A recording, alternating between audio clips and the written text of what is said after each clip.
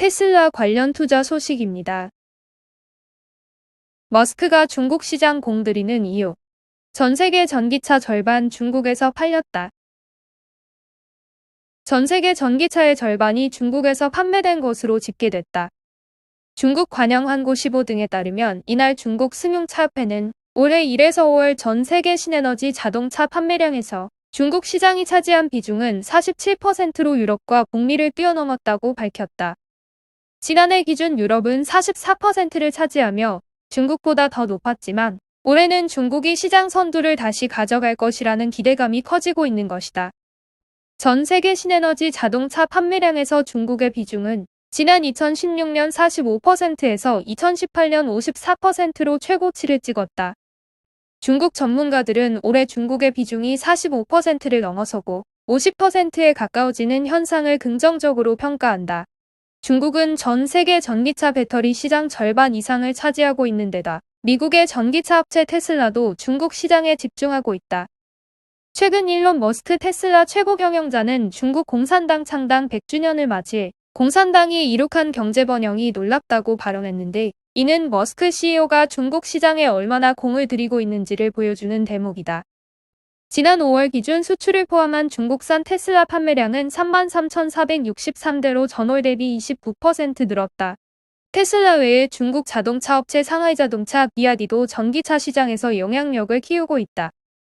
후이 동슈시 PCE 사무총장은 판매량 비중이 50%에 가까워지는 것은 좋은 회복세를 나타내는 것이라며 테슬라가 대량 생산과 수출을 위해 중국 상하이에 기가 팩토리를 짓는 것은 신에너지 자동차 시장과 테슬라 모두의 상호이익이 될 것이라고 설명했다. 애플 관련 투자 소식입니다.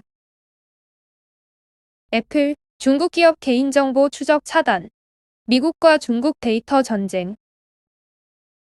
미국과 중국이 개인정보 보호를 명분으로 상대방을 견제하기 위한 데이터 전쟁을 벌이고 있다. 중국 정부는 자국민 정보를 통제하기 위해 정보기술 기업들을 압박하고 나섰고 미국은 IT 기업들이 나서서 중국의 조치에 맞서고 있다. 자국민 정보가 상대방에게 흘러들어가는 것을 막기 위해 양국이 상호 견제 수위를 높이고 있다는 분석이 나온다.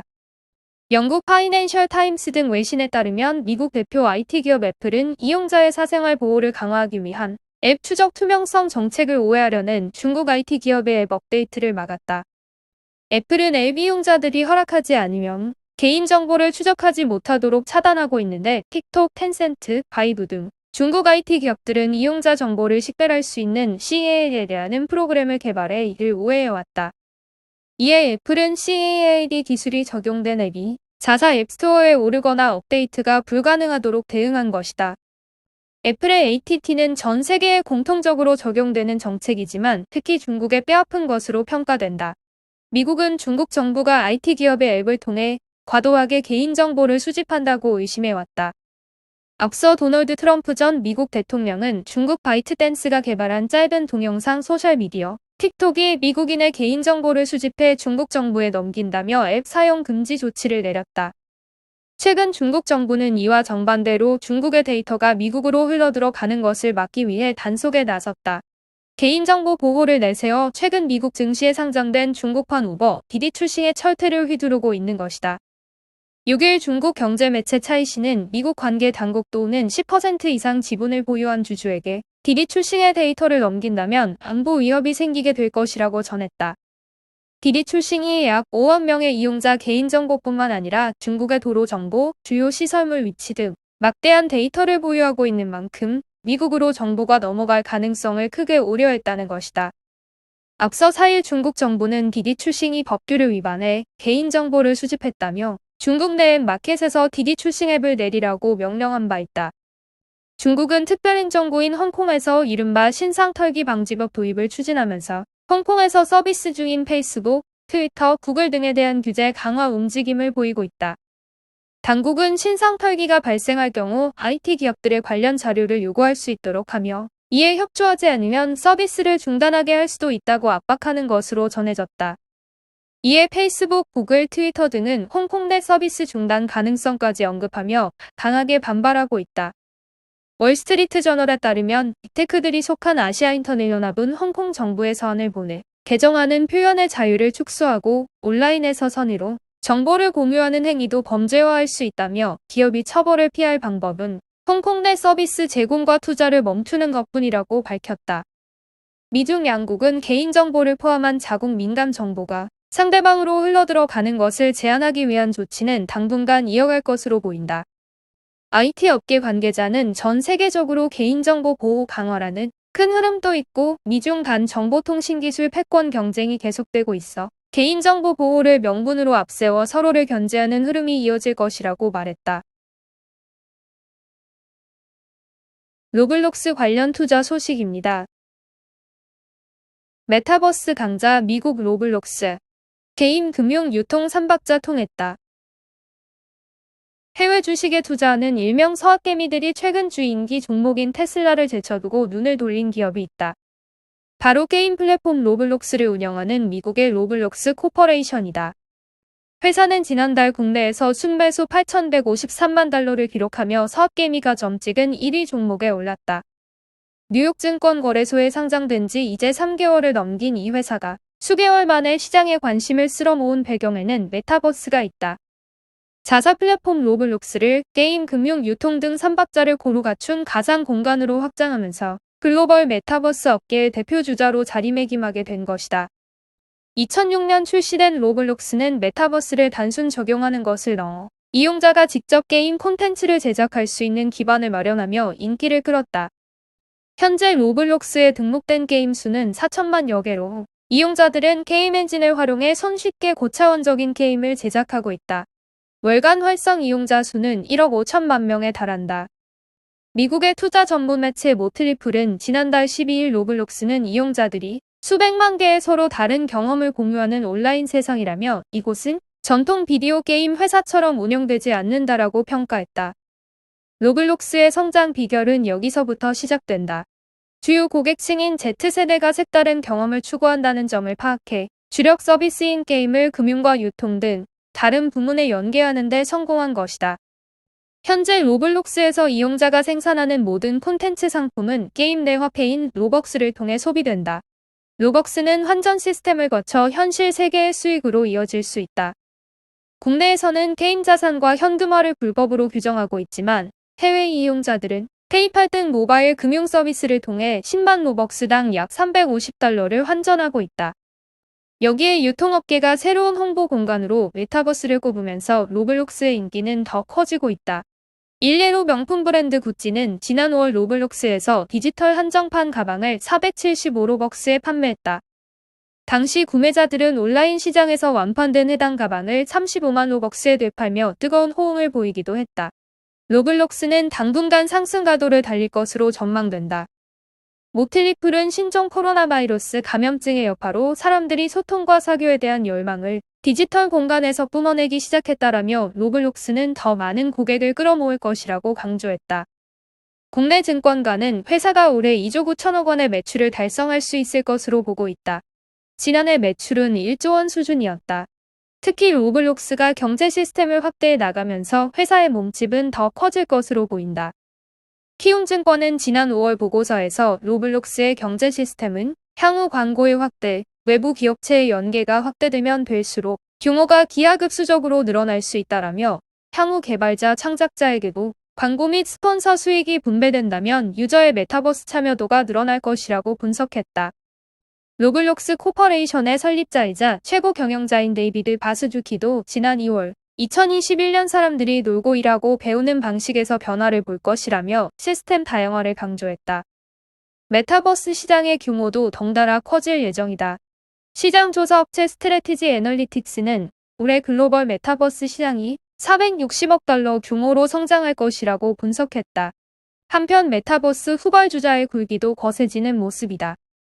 네이버 Z가 운영하는 플랫폼 제페토는 최근 점프 마스터 등 게임 서비스를 도입해 경쟁사 로블록스를 따라잡겠다는 포부를 내비치기도 했다.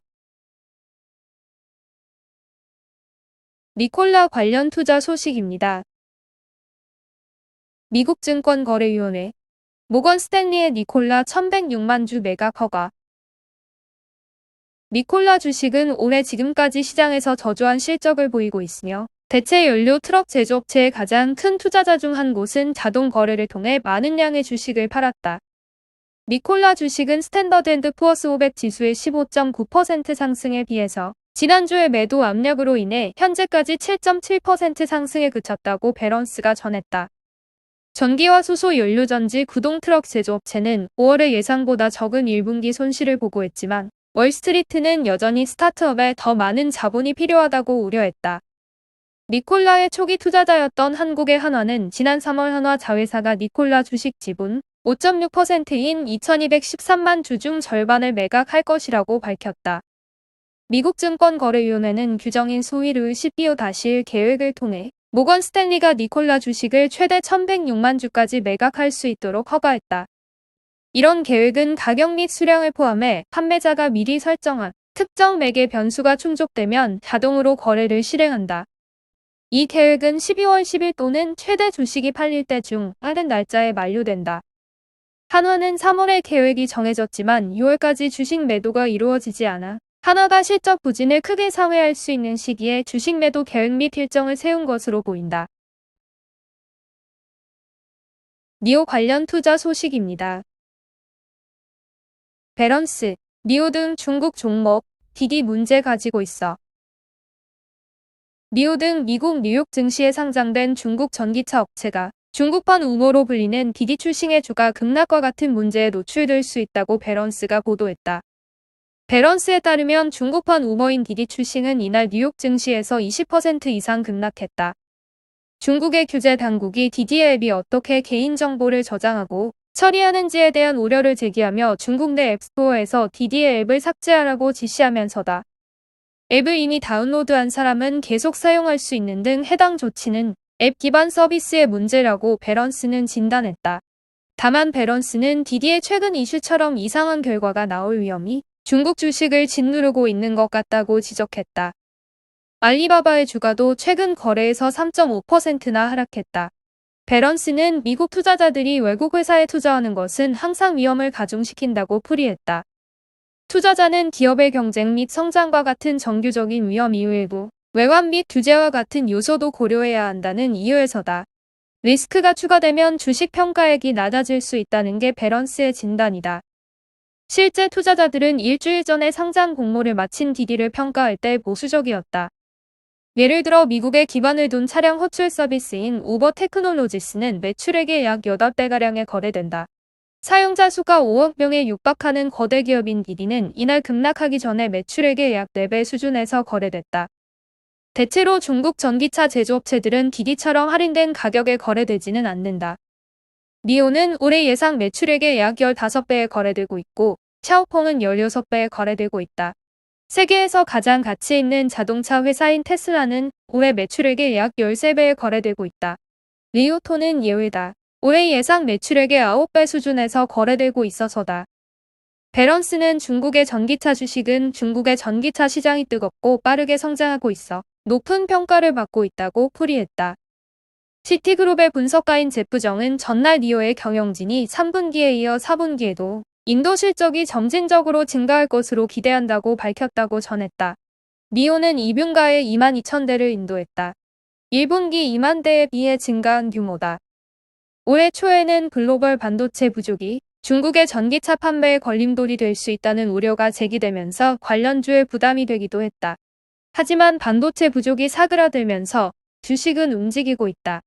니오 주식은 지난 3개월 동안 26% 상승했다.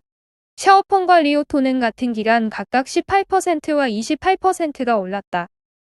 올해 들어서는 니오가 3%, 샤오퐁이 2% 올라 같은 기간 스탠더드 앤드 푸어스 500과 다우존스 30 산업평균지수의 상승폭에는 미치지 못하고 있다. 리오토는 13% 올라 조금 더 좋은 실적을 보였다.